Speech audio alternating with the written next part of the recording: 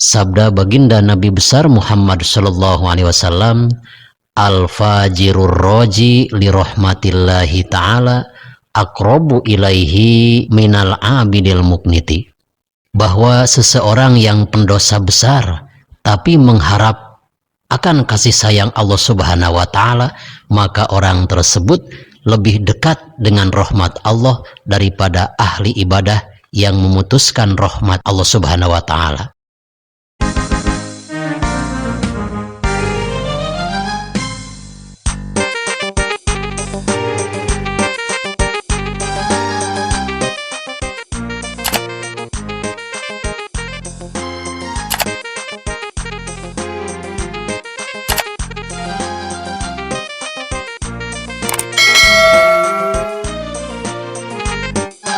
Assalamualaikum warahmatullahi wabarakatuh. Alhamdulillahilladzi amarana birajai rahmatih wa jazarona an kunuti rahmatih. Wassalatu wassalamu ala asrafil mursalin Sayyidina Muhammadin wa ala alihi wa sahbihi ajmain, amma ba'du. Faqalallahu ta'ala fi kitabihil karim, qul ya ibadiyalladzina asrafu ala anfusihim la taqnatu min rahmatillah. Sadaqallahul azim. Sahabat channel Rahmatul Ummah yang saya cintai dan Allah muliakan, cabang iman yang ke-12 adalah kita harus mengharapkan rahmat Allah, artinya kasih sayang dari Allah subhanahu wa ta'ala. Hal ini diabadikan dalam surat Az-Zumar ayat ke-53, qul ya ibadiyalladzina asrafu ala anfusihim la taqnatu min rahmatillah. Katakanlah wahai Muhammad kepada mereka, orang-orang yang melampaui batas atas dirinya sendiri, maka janganlah kalian semua memutuskan kasih sayang Allah subhanahu wa ta'ala. Yang mana arti memutuskan kasih sayang Allah subhanahu wa ta'ala, sebesar apapun dosa yang telah kita lakukan, tetaplah ketika kita bertobat akan dosa-dosa, pasti Allah subhanahu wa ta'ala akan mengampuni dosa-dosa kita. Ketahuilah kasih sayang Allah subhanahu wa ta'ala lebih besar daripada dosa-dosa kita. Sahabat channel Rahmatul Ummah yang saya cintai dan Allah muliakan, ketika sudah bergelut dengan dosa, dari dosa kecil maupun dosa besar, jangan sampai berputus dari rahmat Allah. Ketika sudah terlanjur jadi orang yang pendosa besar, sehingga ketika bertobat pun tidaklah ada gunanya. Ketika seseorang berkata demikian, berarti orang tersebut telah memutuskan dari rahmat Allah subhanahu wa ta'ala.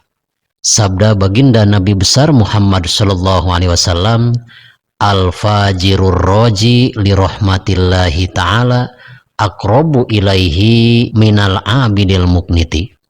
Bahwa seseorang yang pendosa besar tapi mengharap akan kasih sayang Allah subhanahu wa ta'ala, maka orang tersebut lebih dekat dengan rahmat Allah daripada ahli ibadah yang memutuskan rahmat Allah subhanahu wa ta'ala.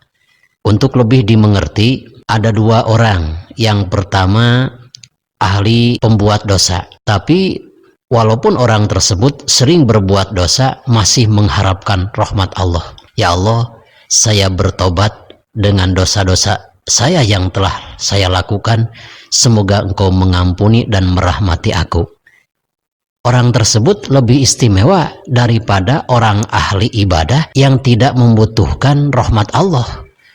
Bagaimana katanya?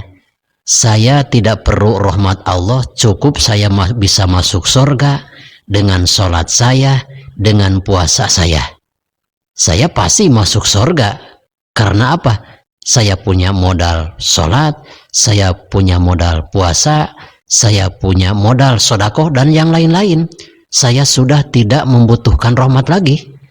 Maka orang tersebut lebih jauh dari Allah subhanahu wa ta'ala, lebih dekat dari orang yang pertama tadi, orang yang berbuat dosa lalu tobat akan dosa-dosanya lalu mengharapkan ampunan dari Allah Subhanahu wa taala. Salah satu contoh, ada kisah yang diriwayatkan oleh Imam Zaid bin Aslam dari Umar bin Khattab radhiyallahu taala anhu, anna rajulan minal umamil madiyah yajtahidu fil ibadah.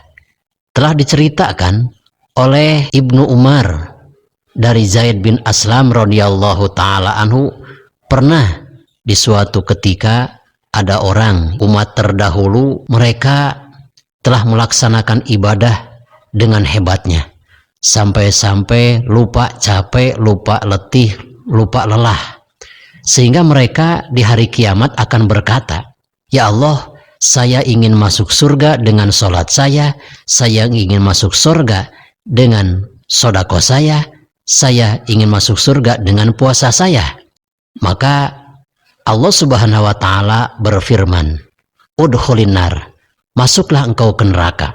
Maka orang tersebut bertanya kepada Allah, "Mengapa saya bisa masuk neraka sedangkan saya suka sholat sampai lelah, sampai letih, saya suka puasa dan sodako, mengorbankan harta yang begitu besar, tapi ketika di hari kiamat ini, mengapa engkau ya Allah memerintahkan aku untuk masuk neraka?"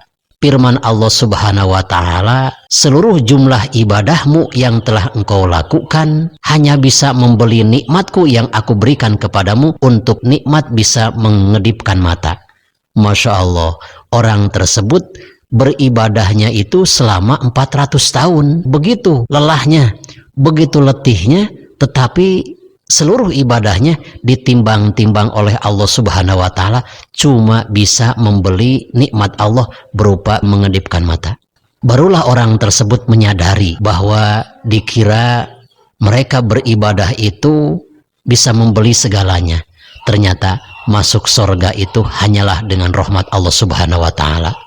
Sahabat Sena Rahmatul Ummah yang saya cintai dan Allah muliakan, dan perlu kita ketahui bahwa mengharapkan rahmat Allah Subhanahu wa taala harus disertai dengan keinginan besar dan disertai dengan perilaku amal soleh. Kita percuma mengharapkan rahmat Allah kalau tidak dibarengi dengan amal-amal soleh. Ketika kita mengharapkan ampunan dari Allah tapi kita tidak mau bertobat akan dosa-dosa kita, maka jauh sekali akan mendapatkan rahmat dari Allah Subhanahu wa taala. Mudah-mudahan sahabat Sena Rahmatul Ummah, dengan diceritakannya cabang iman yang nomor ke-12, walaupun kita orang yang suka berbuat dosa, teruslah bertobat, jangan sampai putus dari ampunan Allah Subhanahu wa taala, karena putus asa dari rahmat Allah Subhanahu wa taala itulah dosa. Khudz ma sofa wada ma kadar billahi fi sabilil haq. Wassalamualaikum warahmatullahi wabarakatuh.